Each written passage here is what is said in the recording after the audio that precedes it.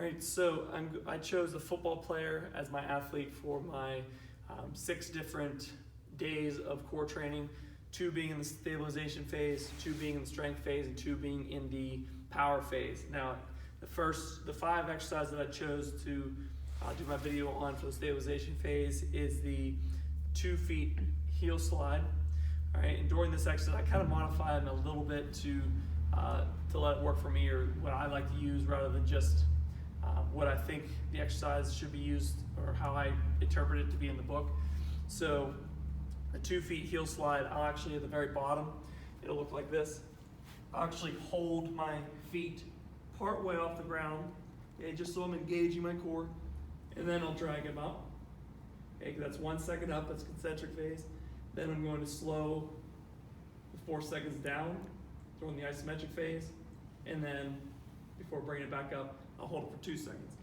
Now, after doing this exercise, I'll move into my 1 leg hip bridge, which I use 1 leg for this with the extension of my knee. So it's actually a 1 leg hip bridge with knee extension. So when I push up, okay, I'm gonna squeeze my glute, okay, push through my hip, lower down, 4 count, come back up, hold for 2, 1, 2, come back down for 4, back up for 1. Now, working into this phase, I've done things with the 2 feet hip bridge. Yeah, I'll put a band around their knees, kind of working them to progress them to that part of putting the 1 leg on the ground, because that is a little more difficult and it takes a little more of a load on the body when you're trying to push up with just one of your hips, or one of your legs. Now, the next exercise is finishing up the main core, the anterior part, because I'm going to be working on the plank, which is an isometric hold. So what I'll do here is I'll pull my core in, and I'll squeeze my glutes. So I'll hold myself in a flat position. All right. So now that I'm going to hold this for 30 seconds, sometimes you can go longer. All right, but I just, for sakes of this video, I did it for 30 seconds.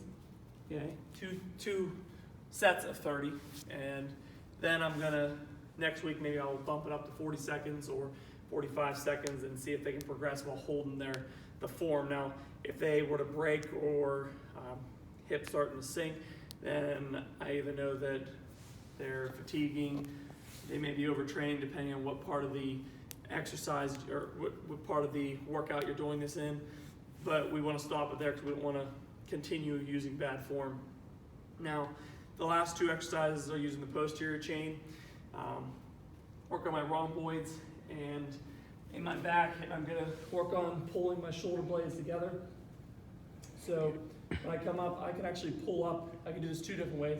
I can just pull my upper half up, okay, pulling my shoulder blades back, or I can pull up both sides, which is the one I like the most because it works more on my lower back, okay, down by the lumbar region, and up near the thoracic.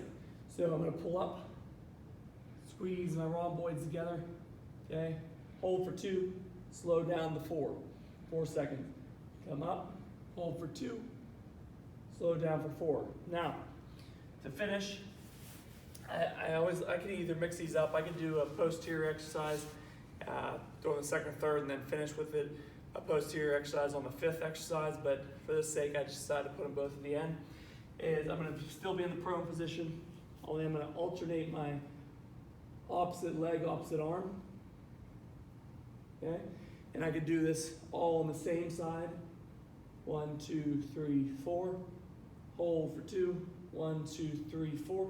Or I can alternate through 1, 2, 3, 4, up, 1, 2, 3, 4, and alternate both sides doing the exercise for 20. But in this case, I decided to do the same side for 20 and then the same side for 20 on the other side. This way it fatigued one portion and it made them work and really focus on the 4 count down, holding, and then the 1 count up. So the next video I'm going to get into the strength portion, or the workout I used for the strength portion, which was 4 exercises that I decided to use. All right, so until next time.